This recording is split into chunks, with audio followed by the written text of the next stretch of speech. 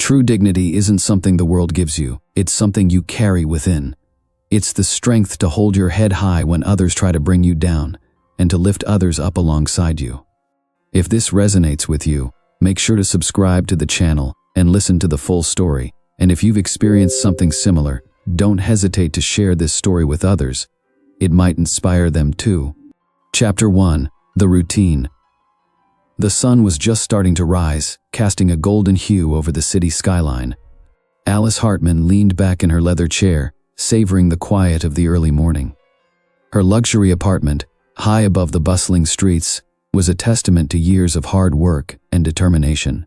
From the large windows, she could see the city waking up, people heading to work, cars filling the streets. This was her favorite time of day, when everything was still and calm, and the chaos of the world hadn't yet caught up to her.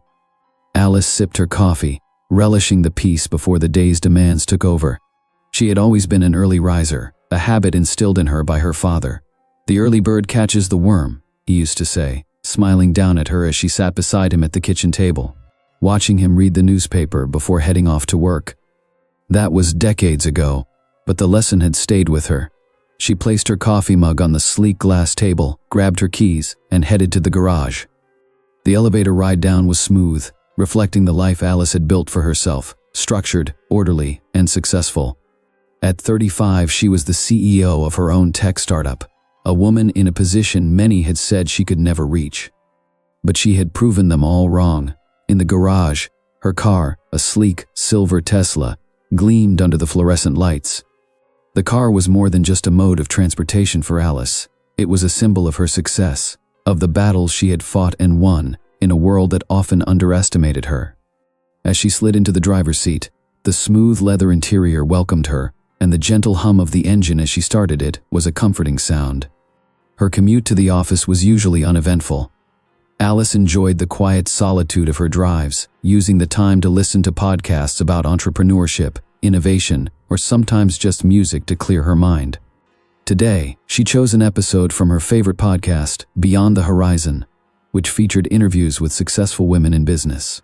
The guest was a woman who had founded a multi-million-dollar biotech company, and as Alice listened, she found herself nodding along to the woman's story, recognizing pieces of her own journey in the struggles and triumphs being shared. But just as Alice turned onto the main road, something unusual caught her eye. A small figure standing on the sidewalk, clutching a backpack. It was a little girl, no older than 7, with blonde hair that hung limply over her face. She was crying. Alice's heart skipped a beat, her foot instinctively easing off the accelerator as she pulled the car over to the side of the road. She turned off the podcast and stared at the child for a moment, her mind racing. The girl was alone, clearly upset, and there was no adult in sight. What was she doing out here by herself?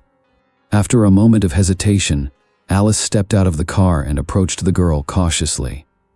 "Hey there," she said gently, kneeling down to meet the child's gaze. "Are you okay?" The girl looked up, her eyes red and puffy from crying. She wiped her nose on her sleeve and shook her head. I'm lost," she whimpered. Alice's heart sank. "Where were you going?" she asked softly. "To school," the girl replied, her voice shaky. "But my daddy couldn't take me today. He had to go to work early, and I don't know how to get there by myself." Alice felt a surge of empathy. She could see the fear and confusion in the child's eyes, and it stirred something deep inside her. She had never been the maternal type, but in that moment, all she wanted to do was help. "What's your name?" Alice asked. "Lily," the girl replied. "Hi Lily, I'm Alice," she said, offering a reassuring smile. "It's okay. I can take you to school. Would that be all right?" Lily hesitated, glancing at Alice's car, then back at her. "You would?" "Of course," Alice nodded. "Let's get you there safely." Lily sniffled and nodded. "Okay." Alice stood up and held out her hand, and Lily took it. Together, they walked back to the car. As Alice opened the passenger door, Lily climbed in, still clutching her backpack tightly. Alice buckled her in, making sure she was secure, then slid into the driver's seat. As they drove, Alice couldn't help but think about how strange the morning had turned out. She had expected a normal, quiet commute, but instead, she was escorting a lost child to school. She glanced at Lily, who was staring out the window, still looking a bit shaken. "So," Alice said, breaking the silence, "what's your dad like?" Lily turned to her, her expression softening slightly. "He's really nice," she said. "He's a mechanic. He fixes cars." Alice smiled. "That's a cool job." Lily nodded. "Yeah, he always takes me to school, but today he couldn't. He said he was sorry, but he had to go in early because a car broke down and they needed him." Alice's heart tugged at the mention of Lily's father. She imagined a man working hard to make ends meet, doing whatever he could to support his daughter. It reminded her of her own father, who had worked tirelessly to provide for their family when she was growing up. Her father had been a factory worker, not a mechanic, but the principle was the same, working long hours to give his children a better life. "Sounds like he cares about you a lot," Alice said. Lily smiled. "He does." When they reached the school, Alice pulled up to the entrance. It was a small elementary school, with bright murals painted on the walls and children already playing in the yard. She put the car in park and turned to Lily. "Here we are." Lily unbuckled her seatbelt and grabbed her backpack. "Thank you, Alice," she said, her voice filled with gratitude. "You're welcome, sweetheart," Alice replied, smiling warmly. "Have a great day at school." Lily gave her a small wave as she hopped out of the car and ran toward the entrance. Alice watched her go, feeling a sense of satisfaction wash over her. It wasn't much, but helping Lily had been the right thing to do. As Alice drove away, her thoughts lingered on the encounter. It had been a small act of kindness, but it made her think about the people who often went unnoticed, the mechanics, the factory workers, the parents who struggled to balance work and family. People like Lily's father, people like her own father. The day continued as planned. Alice's meeting schedule was packed, and by midday, she had already solved half a dozen problems that had been lingering on her desk for weeks. Yet her thoughts kept drifting back to the little girl, the frightened look in her eyes, and the mention of her father, Robert, the mechanic. Alice was not prepared for how that simple interaction would change the course of her life. Chapter 2. The Breakdown. A few days later, Alice's car, the same Tesla she was so proud of, began making an odd grinding sound as she drove to work. She grimaced as the sound became more pronounced, knowing full well what it could mean.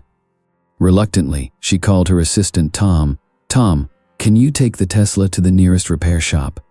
Something's wrong with the engine, and I can't deal with it today." Tom, ever reliable, agreed without hesitation. "I'll take care of it, Miss Hartman.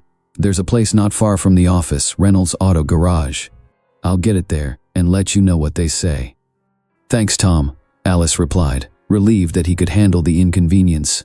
But a growing sense of unease settled in her gut as she handed the car over to Tom.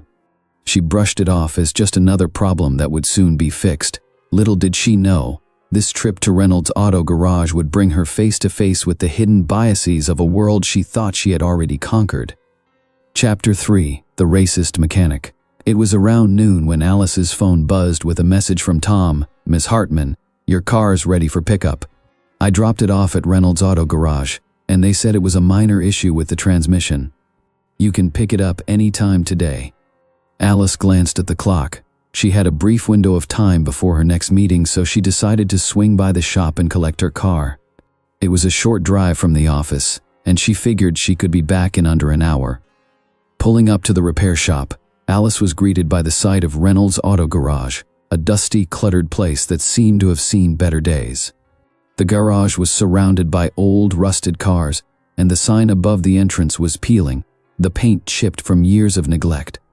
It wasn't the kind of place Alice would have normally gone to, but she trusted Tom to handle these things, and besides, it was just a minor repair. As she stepped out of the car, she noticed a man standing near the entrance, smoking a cigarette. He was middle-aged, with graying hair and grease-stained hands. His name tag read Max. The moment their eyes met, Alice could feel a shift in his demeanor. His expression hardened as he eyed her from head to toe, and something in his posture told her this was not going to be a pleasant interaction. Alice approached him with her usual calm professionalism. "Hi, I'm here to pick up my car, the Tesla." Max took a long drag on his cigarette, exhaling slowly before replying. "Tesla, huh?" His tone was dismissive, almost mocking. "Must be nice to drive one of those." Alice ignored the comment, focusing instead on the task at hand. Yes, my assistant brought it in earlier. I believe the repair's been finished? Max didn't move. He seemed to enjoy letting the silence hang between them, his eyes narrowing as he looked at Alice with thinly veiled contempt. Yeah, we fixed it. Not sure a car like that is the right fit for someone like you, though. Alice felt the sting of his words, even though they were wrapped in a veneer of casualness. She knew exactly what he meant, his assumption that a black woman like her couldn't possibly afford such an expensive car. It was a prejudice she had encountered before, but it always struck her in a fresh, cutting way. She stayed composed. Is there something wrong with the car? Max chuckled, tossing his cigarette to the ground and stepping on it. No, it's ready to go. Just figured it's more trouble than it's worth. Expensive cars like that are for people who know how to handle them. His words were dripping with condescension, and Alice felt her patience wearing thin. She wasn't in the mood for this kind of treatment, especially after the long week she'd had. But she also knew that getting into an argument with a man like Max wouldn't lead anywhere productive.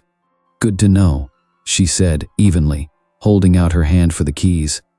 Max didn't hand them over right away.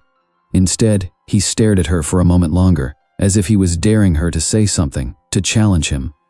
But Alice remained silent, her hand outstretched, her expression calm. Finally, with a smirk, he tossed the keys into her palm. Just try not to wreck it, he said, his voice laced with sarcasm. Alice didn't respond. She turned and walked toward her car, her fingers gripping the keys tightly. The encounter left a sour taste in her mouth, but she wouldn't let Max's small-mindedness ruin her day. She'd faced bigger obstacles in her life than a condescending mechanic. Just as she reached her car, a voice called out behind her, "Alice!" She turned to see a familiar face running toward her, Lily, the little girl she had helped days before. Her heart softened immediately at the sight of her. "Alice!" Lily called again, her blonde hair bouncing as she ran across the lot. She was beaming, a bright smile lighting up her face. "It's you." Alice knelt down to greet her. "Hey Lily, how are you doing?" "I'm good, thank you so much for taking me to school the other day," Lily said, her voice filled with excitement. "I told my daddy all about it." Alice smiled warmly. "I'm glad you made it there okay." At that moment, a man approached from the garage, wiping his hands on a rag. He was tall, with dark hair and a kind face, Lily's father, Robert. He looked surprised to see Alice, but his expression quickly shifted to one of gratitude. "So you're the one who helped my daughter," Robert said, offering his hand. "I'm Robert. I work here at the garage." Alice shook his hand, her smile genuine. "It was no problem. Lily's a sweet girl." As they spoke, Alice noticed Max standing nearby, watching the interaction with a scowl. He hadn't expected this connection, hadn't realized that the woman he had just belittled had helped his employee's daughter. The power dynamic shifted in an instant, and Max seemed momentarily thrown off balance. "I really appreciate what you did," Robert continued. "It means a lot." Alice nodded, but she couldn't ignore the tension in the air. She glanced over at Max, who was now standing awkwardly to the side, his usual bravado nowhere to be found. The realization of his mistake had hit him, but his pride kept him from saying anything. Lily tugged at Alice's hand. "Thank you again," she said with a big smile. "Maybe I'll see you again soon." Alice smiled down at her, feeling a warmth in her chest. "Maybe," she replied. "You take care, okay?" Lily nodded eagerly before running back to her father.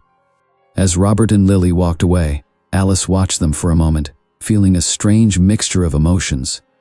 The encounter had reminded her of something important, something her father had always taught her. People like Max would always exist, but it was how she responded to them that mattered. Max's prejudice, his attempts to belittle her. They were part of a much larger issue, a system of biases and assumptions that she had been navigating her whole life. But she had never let it stop her before, and she wasn't going to let it stop her now. As she climbed into her car and drove away, Alice's mind was flooded with memories of her father's words, of the countless conversations they'd had about dignity, perseverance, and never letting the world define her. She thought about the letter she had found just days earlier, the letter that had been lost for so long, but had finally found its way to her. Her father had written it just before he passed, decades ago. but its message was as clear now as it had ever been. "You will face obstacles, Alice," the letter read. "But you must remember that dignity is not something the world gives you. It's something you carry with you, no matter what." Alice knew she was carrying that dignity now, and she was ready to use it. Chapter 4. The Power of Dignity. Alice drove away from the garage, the encounter with Max still fresh in her mind. But this time, instead of feeling defeated by the casual racism she had endured, she felt something else: resolve. Her father's letter had reminded her of the strength that came from within, and the little girl, Lily, had reminded her of the innocence and hope that still existed in the world. As Alice parked her car at the office, her mind was already racing with ideas. She had spent her entire life building her career, proving herself in a world that constantly underestimated her. But maybe it was time to do more. Maybe it was time to take the lessons her father had taught her and use them to help others. The Dignity Fund. The idea came to her in a flash, a foundation that would provide support and resources for young African American professionals, giving them the tools they needed to succeed in a world that often denied them opportunities. It would be her way of continuing her father's legacy, of ensuring that the fight for dignity and justice didn't end with her. Alice smiled to herself as she walked into the building, her heart lighter than it had been in days. The road ahead wouldn't be easy, but she was ready for it, and she knew she wouldn't be walking it alone. Chapter 4. The Power of Dignity. By the time Alice returned to her office, the sharpness of her encounter with Max had dulled, but the lessons it had imparted still reverberated in her mind.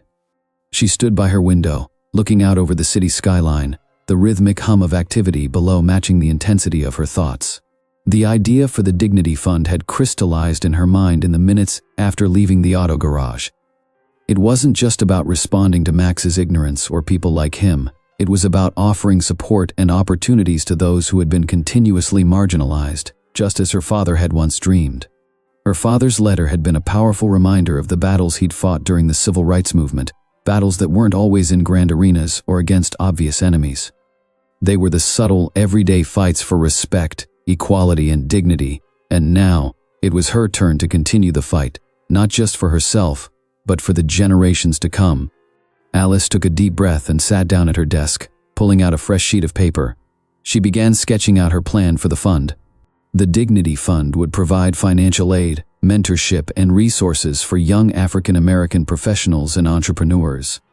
It would serve as a platform to help those who faced systemic barriers to their success, just as her father had once fought to remove the barriers in his own life. The first step. That evening, Alice sat in her living room, surrounded by notes and documents, her mind focused on the logistics of starting the foundation. She had never felt so driven. Her phone buzzed. It was a text from Tom, her assistant. "Miss Hartman, everything went smoothly at the meeting today. Your proposal for the expansion has been approved. I also took care of the follow-ups from last week's conference. Let me know if you need anything else." Alice smiled. Tom was efficient and always on top of things, but this new venture wasn't something she could delegate. This was personal. Her father's voice echoed in her mind again. "Don't wait for the world to give you permission to do what's right." She opened her laptop and began drafting a proposal for the Dignity Fund. Her first step would be reaching out to the people in her network who might want to support the cause. It would take time to build, but Alice knew she had the right people in her corner. As she worked late into the night, her thoughts kept drifting back to Robert and Lily. She wondered if Robert had faced the same struggles her father had, working hard to provide for his family in a world that constantly underestimated him. Alice knew that Robert, like so many others, was navigating the complexities of a system that often worked against people of color. The Dignity Fund wouldn't be just another charitable organization. It would be a lifeline for people like Robert and his daughter, offering them the resources and opportunities they deserved. A call to action.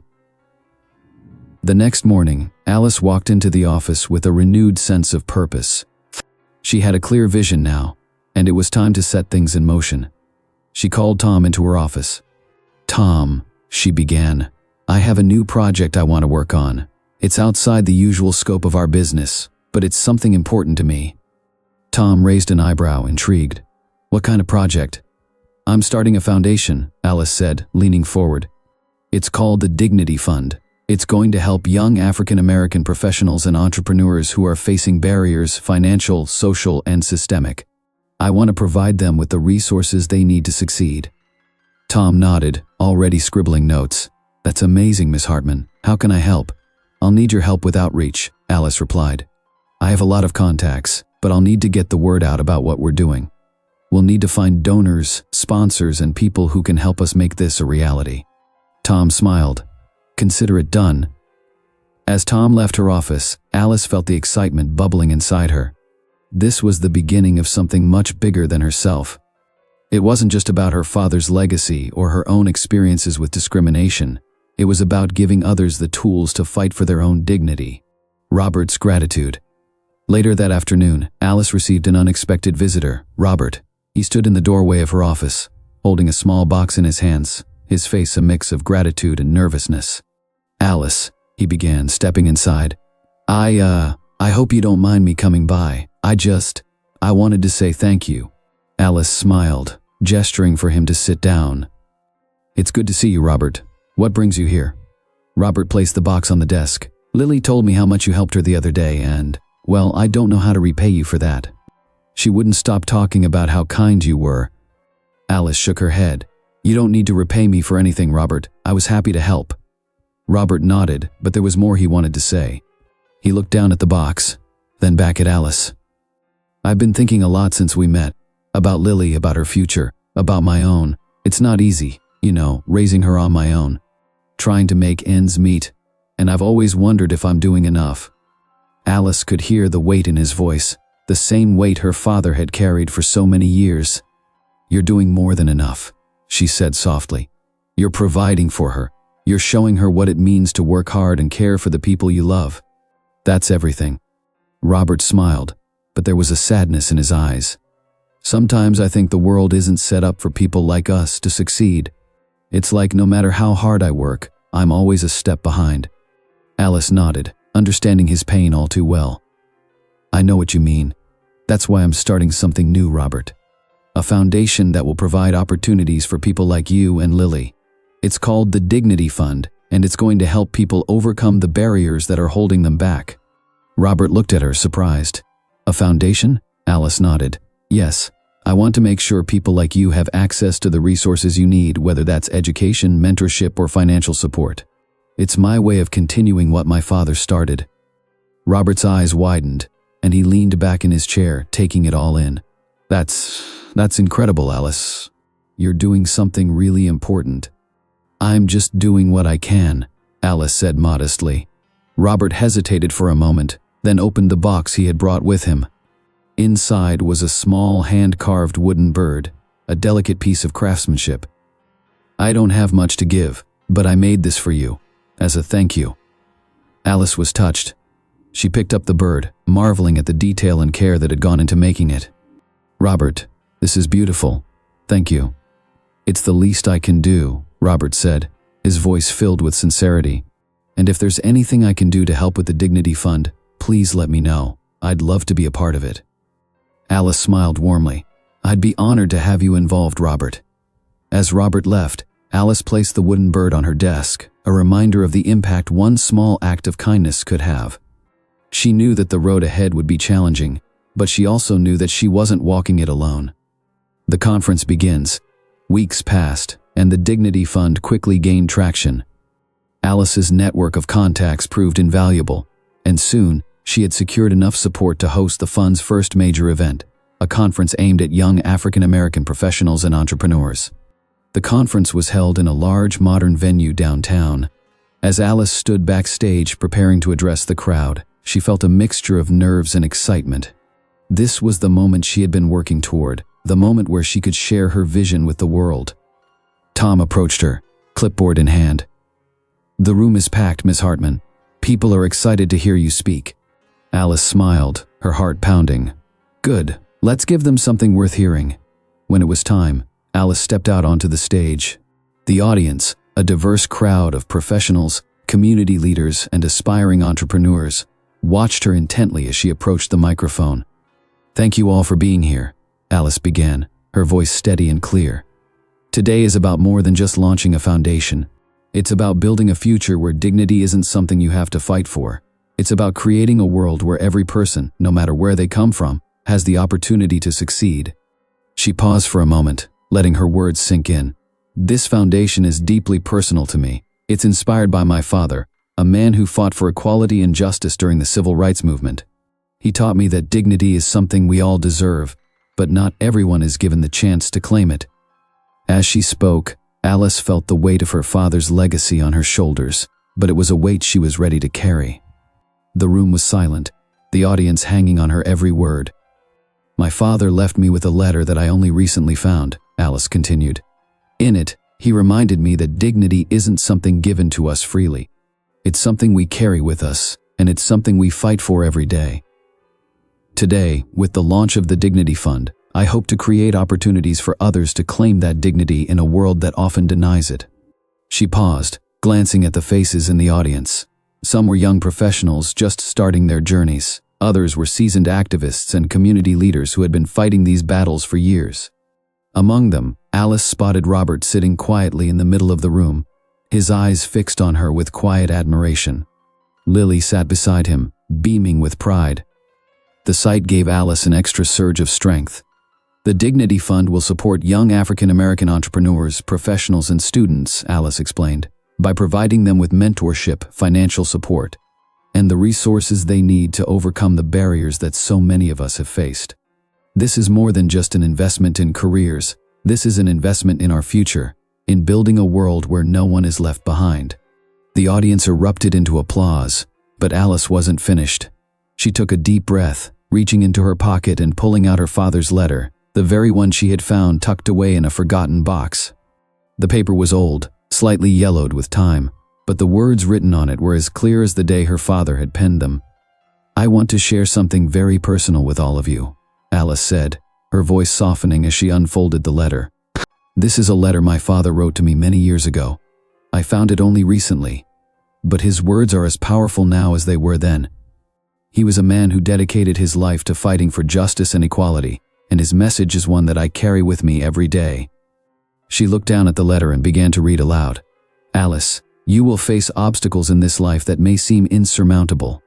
There will be people who underestimate you, people who tell you that you don't belong. But you must remember that dignity is not something the world gives you. It's something you carry with you. It's in the way you hold your head high when others try to bring you down.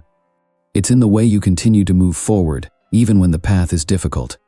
And it's in the way you lift up others, so they can carry their own dignity with pride.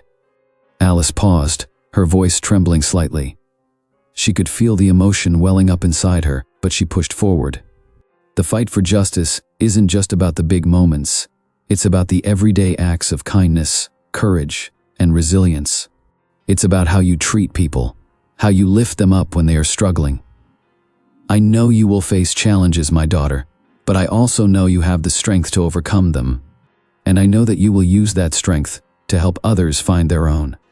She looked up from the letter, her heart full. The room was completely still, every eye focused on her. Alice could feel the power of her father's words, not just for herself, but for everyone in the room.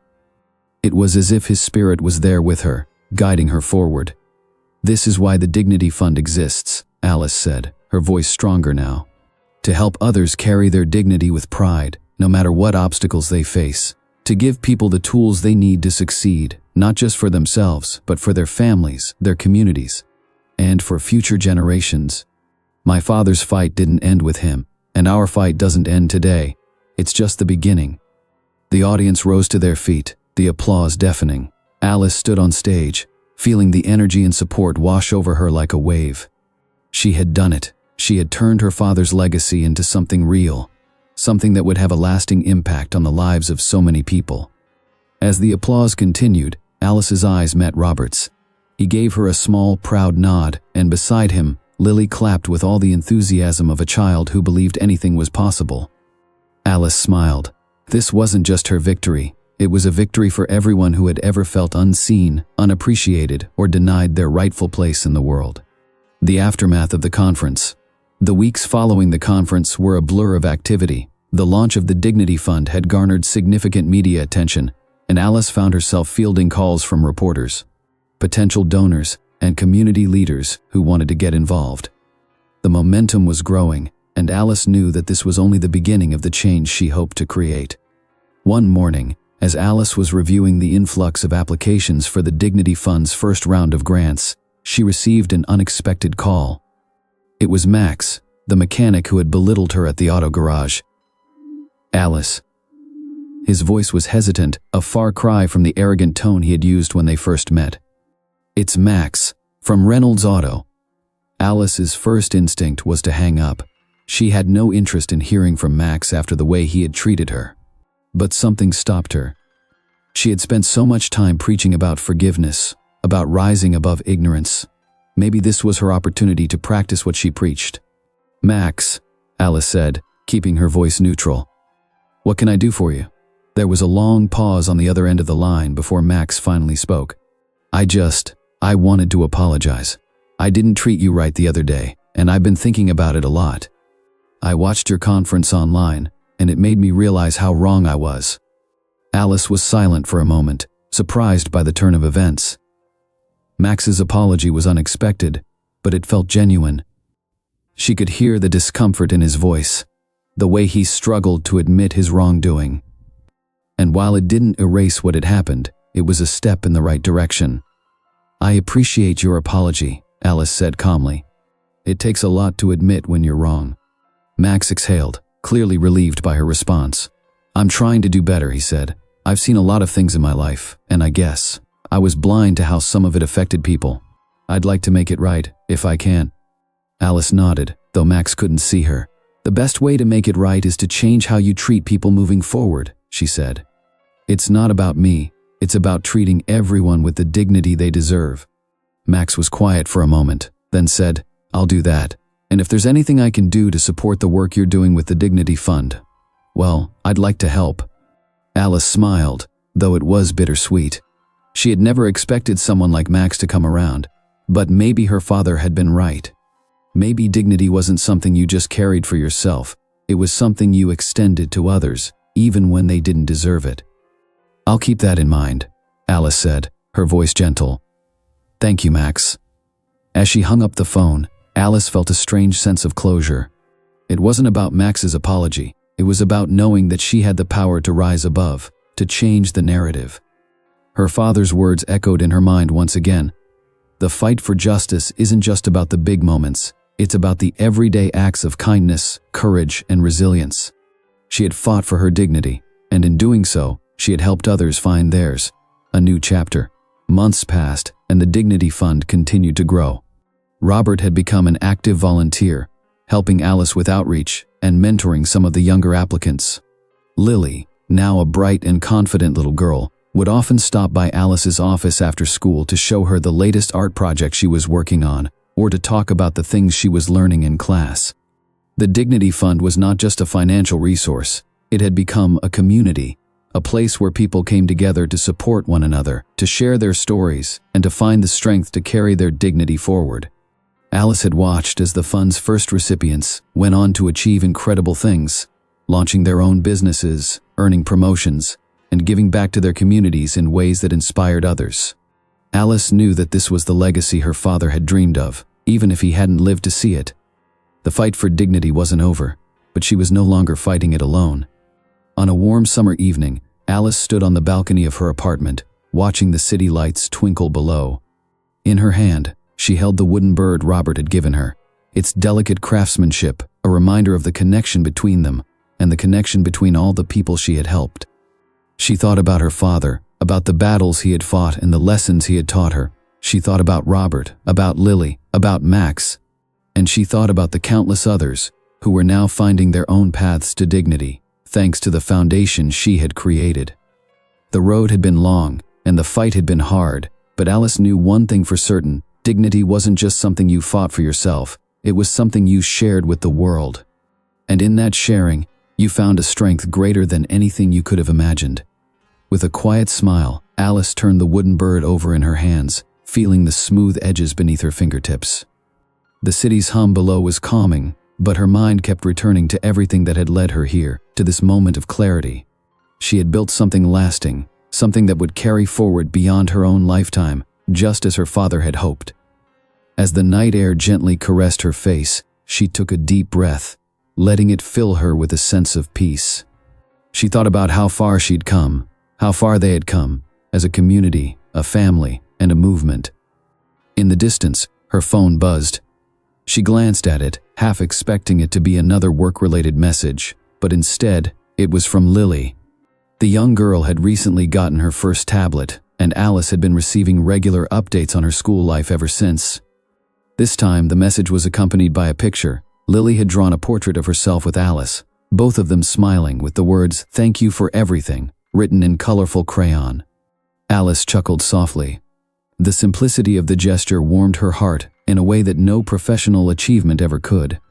Lily represented the future, one free from the obstacles Alice's father had faced, and even the ones Alice herself had fought against.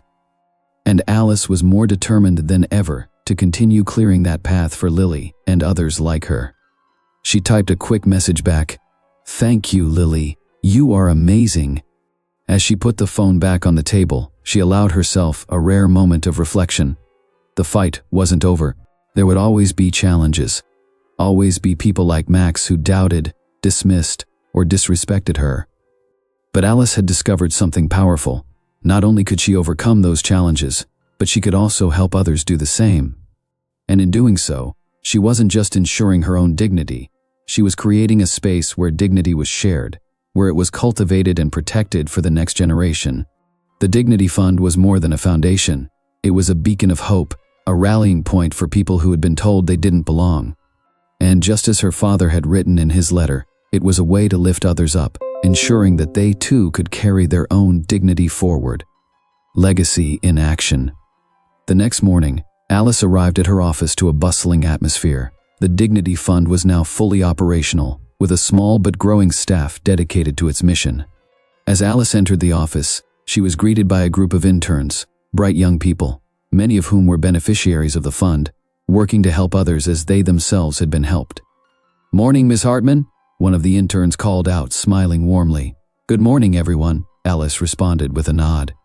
Her office had become a hub of energy and purpose, and every day she walked through its doors, she felt an overwhelming sense of pride. This was what her father had dreamed of, creating something that lived beyond one person, something that could change the world, one life at a time. As she settled into her desk, Tom knocked on her door.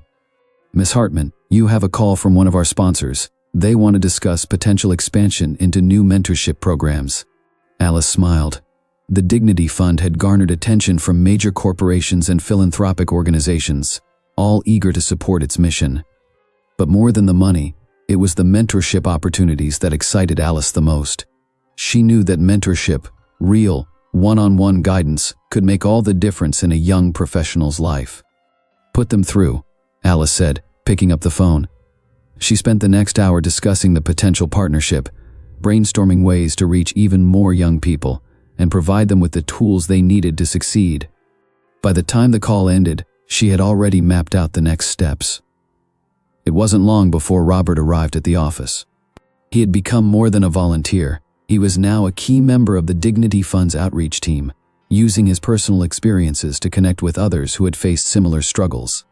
He had become an invaluable part of the team, and his bond with Alice had only deepened since the garage encounter months earlier.